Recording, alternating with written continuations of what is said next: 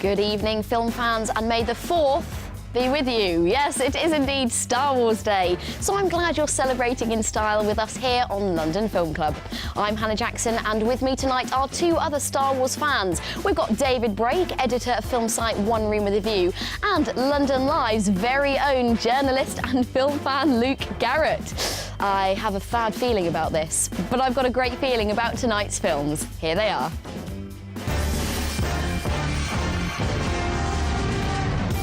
It's A Dog's Life if you're this pooch in the inspirational tale searching for the meaning of life in A Dog's Purpose. A thrilling family drama set in Japan explores unspoken truths, relationships and tragedy in Harmonium. And a has-been 80s TV detective has hit rock bottom, but can a real killing bring him success again in comedy Mindhorn? First up tonight, a story of reincarnating puppies. It's A Dog's Purpose. This was me, and then this was me. Then I came back as this little guy. A lot of lives for one dog to live. But I'm getting ahead of myself. Let's start at the beginning. For me, it all began with a boy. His name was Ethan. Bailey, Bailey, Bailey, Bailey. My name was Bailey, Bailey, Bailey, Bailey. No! Come on, Bailey, do it. What does he want from me? Get it out. Get it out. Whenever life got Ethan down, I knew exactly what to do. Ready? I'm ready. Go, Bailey! We played with that ball all afternoon. Ethan loved it. Sometimes he just needed a little nudge. Whoa! Sorry, that was the dog, that wasn't me. Maybe you should teach your dog some manners. Aww. No. Come on, it's pretty cute. No. Well, it's up to you to tell us what this is about. A Dog's Purpose. So, A Dog's Purpose is an adaptation of a best-selling New Yorker book from 2010.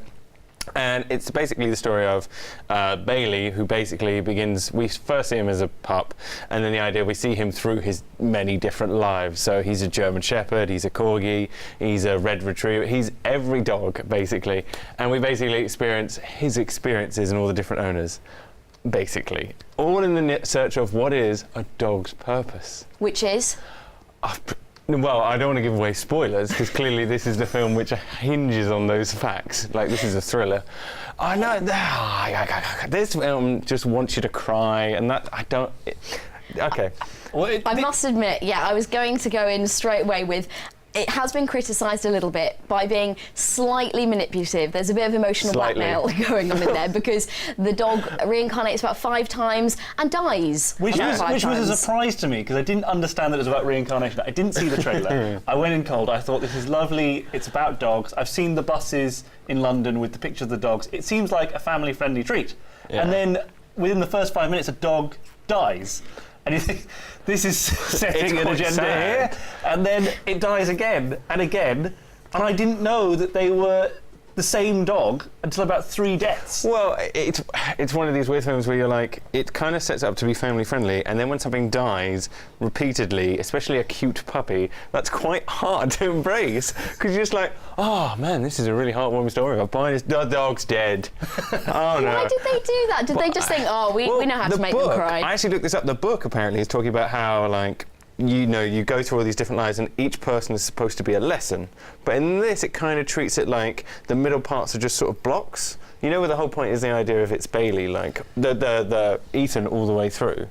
And then the middle stories, I don't know about you, did you find it like... Well, the thing, I imagined, in a way, that the middle parts were sort of a bridge between 2 different stories. If it had just been one story with a dog reincarnating, I guess it's to set up the reincarnation, the bits in the middle, but if it had been one dog, that would have been really effective. And in fact, if you discount everything in the middle, it is really heartbreaking. You know, it's a boy and a dog story, and the dog finds him again in a different life. Yeah, it's a bit strange, but it does work, and it really does. And this is the bit here, it tugs at the heartstrings. This is when he finds his dog again, and it is really emotional, but you have to endure 3 other deaths. It's quite miserable. So this is because the director, appropriately named Lassie, actually he's pretty good. He's done things like Chocolat, we've got What's Eating Gilbert Grape, Safe Haven, so he likes his cute kitschy stuff, but he's done a couple of other dog tales, so he obviously likes the pooches. Yeah, he But does. this one is not ticking Well, the it's boxes. just the sense that a lot of the characters get set up. So we have, it's ignoring the bookends. In the middle characters, you have something like a street cop from the 1970s who's alone, or like a student in Atlanta in the 1980s who's quite, you know, miserable and alone. And none of those characters get fleshed out. They almost feel like they're like, you describe a character, but you never really engage with it. Oh yeah, I bet they feel sad, I bet they feel lonely. But you never really engage with what they're truly feeling. It just feels a bit cold. It does feel a bit like that. It feels like we are being given these stories just so that we can experience someone falling in love with a dog, having this great friendship, and then having that torn away from them with a death. And yes, the dog leaves a lasting memory. All dogs leave a lasting memory. That's the story. But do we really need to see it over and over and over to get to that final bit? All right, well, obviously, we're film critics. We're looking at the deeper thing here. But is it really Let's just talk for deeper. kids? Is it just for pet Well, lovers and for the kids? I think you have to be a really ardent dog lover, and even then I think it's hard. Well, I'm a dog lover, and I've had dogs that have died, and I felt as though, and that bit really did get to me, and I did think, this is really, really sad.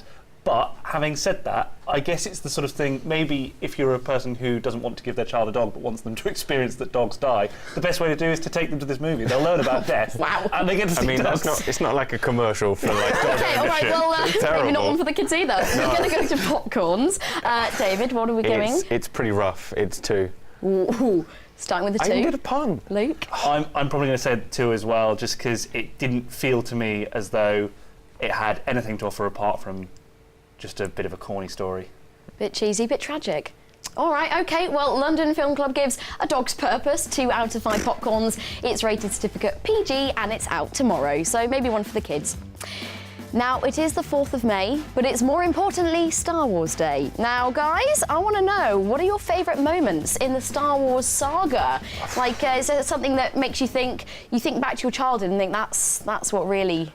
That's what really got me into it. I mean, like, there's a soft spot for all of them, even though the prequels. My favourite memory from Star Wars Phantom Menace is when I went to watch it, because I was the target market when it came out when I was 12. My favourite memory is basically getting really excited at the Senate bit for some reason when I was 12, and then trying to find the loo. Democracy. I was trying to run out and find the loo, and then went for a fire exit and got trapped for the last hour. So for me, the film was fantastic, because the politics hadn't started, and I found it great for like Wow. years. Of what you saw of it, it was good. Like, great. And then when I got older, I was like, what's all this politics? There's so This much is of my it. favourite. Well, this is the new one, isn't it? So This is not the very newest one. No, This is the Force Force Awakens. Yeah, good point. Awakens. We're a couple not of years that ago. off the cuff. Yeah. My favourite memory has to be, it's similar to yours. I was a child. I was 9 years old. My dad, who was a big fan, took me to see Return of the Jedi when it came out, the re-release. I had not seen any Star Wars before. I was not aware of Star Wars as a concept. And then suddenly I was brought to this movie, and there's a moment in the film where Luke Skywalker is standing on the edge of the sort of pirate plank. And I'm thinking, what the heck is going on? He does a flip, he jumps back over, he grabs the lightsaber, ignites it. First time you see the lightsaber, mind blows. Yeah. And I've been a massive Star Wars fan ever since. Oh, great. That's pretty good one, actually. Perfect. Much better than me being locked out the cinema. For any of you guys I out actually there do as like well, Star we Wars. would like a shout out about your favourite Star Wars moments or anything film related. You can email us at londonlive.co.uk or give us a tweet or Instagram using the hashtag London Film Club. Next up tonight, family secrets surface in this dark and dangerous thriller. It's Harmonium. お母さん、この間のあの虫覚えてる？赤ちゃんにお母さんが食べられてたんだって。お母さんも食べられる時全く抵抗しないんだって。何それ？いやママだったら絶対そんな食べさせないよ。何してる人なんですか？昔のいつ出たんだ？先月。家族はもう死んだんだよ。どこまで話した？おめえのことなんか話さねえ。 We've gone from something kind of cute and cuddly to something very dark. Yeah, this is very miserable. Okay, but not in a David, bad way. tell Like, us. it's just bleak. Tell us what the bleak story is about. Happy Thursday, everyone. So this film is basically the story of Toshio, who is a garage worker, and his wife, Aki, and they are basically living a normal life, and then all of a sudden one day, Yasaka turns up, and Yasaka is a former friend, we assume, of Toshio, and he basically turns up after being out of prison for sort of 8 years, and basically Toshio invites him into the household, and he starts to assimilate himself. Then things go really, really wrong. Okay. You know, like, it's one of these films where I found it very, very good, if very, very bleak. It's one of these weird films where I really like it. I don't love it at all. Like, it's not something I'd watch on a Tuesday night when I was just miserable, but I really appreciate it. Miserable Tuesdays. Yeah, I mean, there's a hashtag that'll catch up. Yeah. It is really dark. It's very good. Yes. It's shot incredibly well. mean. If you're looking for cinematography, it is pretty incredible. Yes. That's Kenichi Negishi.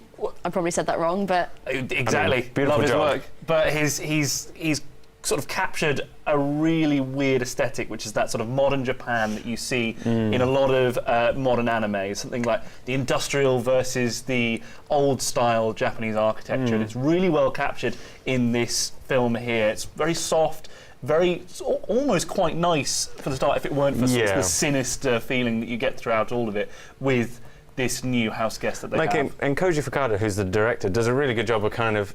Well, I think there's two films almost here. Like, I don't know if you agree. Like, the first hour, because there's a big...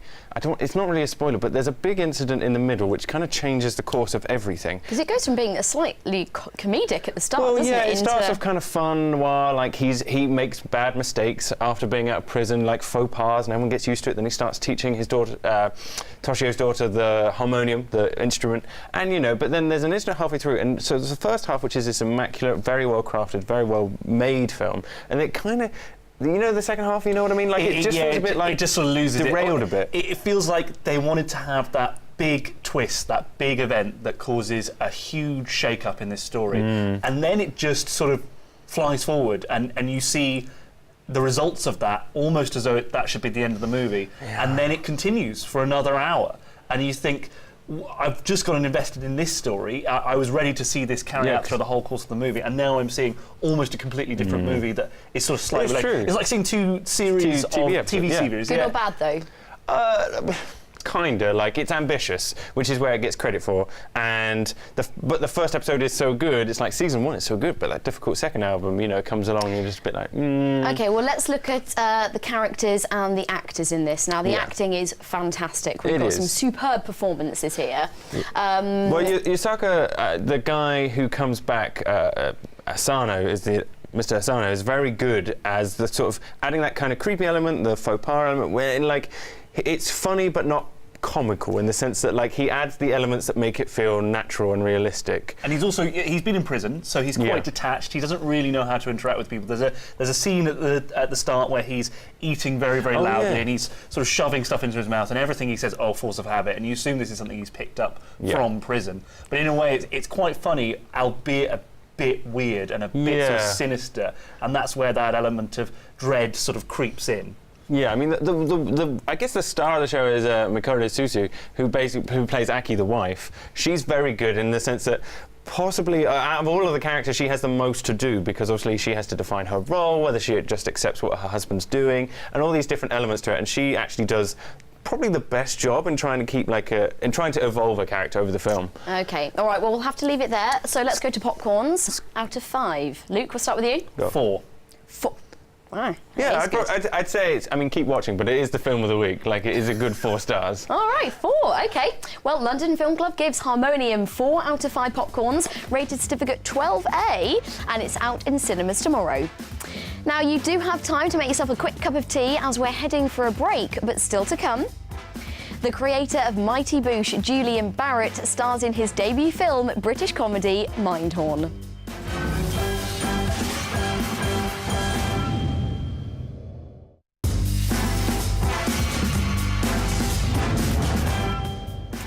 Welcome back to London Film Club. I'm Hannah Jackson, and these two lookalikes are David and Luke, helping me analyse tonight's films. You really do look exactly the same. But before we take a look at our last film of the evening, we want to know what you've been paying good money to see at the cinema. So here's our rundown of our top 5 bestsellers at the box office. So long as you do your best, that's all anyone can ask. But their finest won't think they've done their best here. they've been pushed back to number 5 this week, down 1 place on last week, taking little over £500,000. It's time to be their guest for the 7th week in a row, as Beauty and the Beast and all the singing, cutlery and hat stands and floorboards settle in at number 4.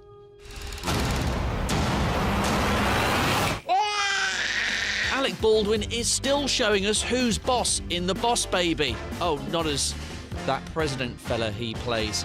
Which gets its pudgy little hands, the Boss Baby that is, on £1.3 million at the box office this week. Our paths have crossed before, Don. You just didn't know it. Fast and Furious 8 drops a gear into 2nd place this week, and the observant amongst you might have noticed that the last 4 films have all moved down 1 spot from last week. So, what's blasted past them? Well, it's those scoundrels, the Guardians of the Galaxy, with their first sequel. The space superhero follow-up took a whopping £13 million in its debut weekend. The kind of money they'd rob you blind for.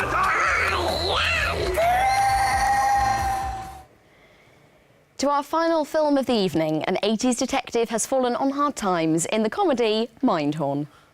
Action!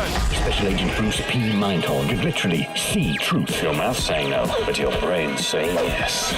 You can't hide the truth from Mindhorn. You are exactly where you need to be. Hello, lovely. Here the casting, Richard Thorncroft. I am afraid of no creature. Do you feel me? Yeah, it was literally incredible. No one seems to know who I am. You've matured like a fine wine. A man could get drunk on that wine. Suspected serial killer Paul Melly has escaped from hospital and is on the loose. I would only speak to Detective Mindhorn, or more people are going to die. He thinks Mindhorn is a real detective. Get me Mindhorn. Mindhorn. Luke, yes. What is Mindhorn about? Mindhorn is a comedy starring Julian Barrett of Mighty Boosh fame. He plays actor Richard Thorncroft, a man past his best, who perhaps isn't getting as much work as he'd hope.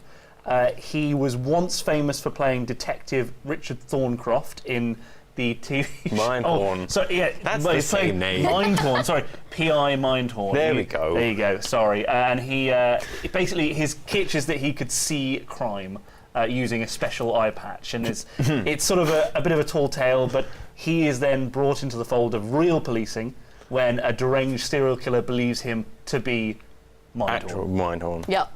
I mean, this is just an excuse for Julian Barrett, who I love. If you like Mighty Boosh and Julian Barrett, you'll love this. But it's just an excuse for him to be himself. He's silly, wacky, love it. I mean, if you love the Mighty Boosh and you love Julian Barrett, you're going to have a lot of fun with this just sort of physical, like, visual comedy, and that's what he's going to bring. And, like, even in the trailer, you can see that just flowing through. And, like, it is good. Like, not necessarily. I didn't like the Mighty Boosh. I didn't really see the Mighty Boosh. So I'm not really the target market. Like, it's enjoyable. Well, they taper it back because it's not quite as bizarre as the Mighty Boosh, but it does maintain that bit of surreality. Obviously, having an 80s character called Mindhorn who could see truth, I think that's a little too far-fetched even for some of the 80s TV we've seen. Maybe not, because now I'm remembering that Knight Rider once existed. Yeah. But it's that sort of thing where they draw it back just enough for you to believe it and also to think this is quite silly. And it's a classic British comedy that celebrates someone's ineptitude and their self-delusion. We've seen that with Alan Partridge,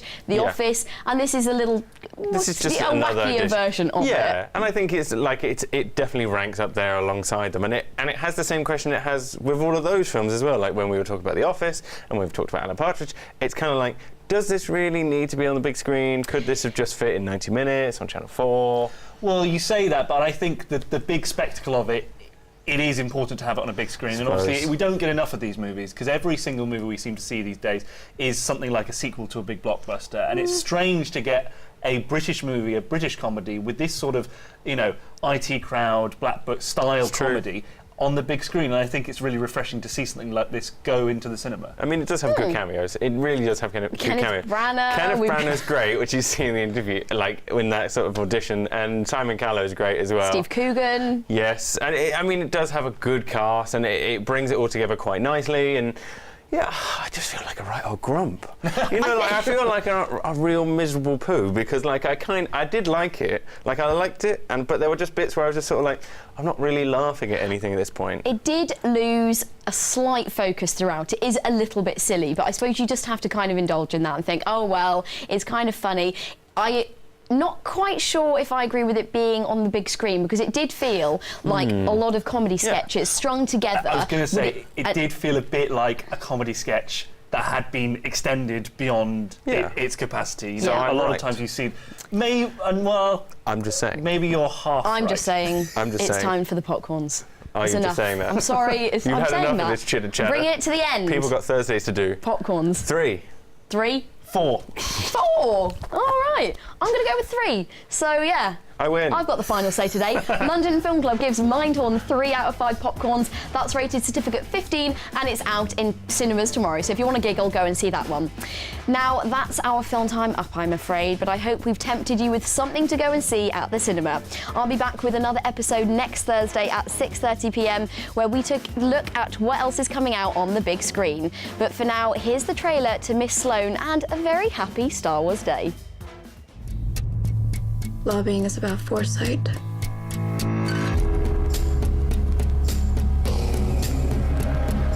But anticipating your opponent's moves. She's your enemy now. And devising countermeasures. How the hell did she manage that? You're a piece of work, Elizabeth. I was hired to win. I use whatever resource I have. You want to lead the fight on gun control. There's over 5 million of us, and we're armed. Start an inquisition. They will throw you in jail for contempt of Congress! The winner plots one step ahead of the opposition. We have to make it personal. You know the word annihilate? It means reduced to nothing.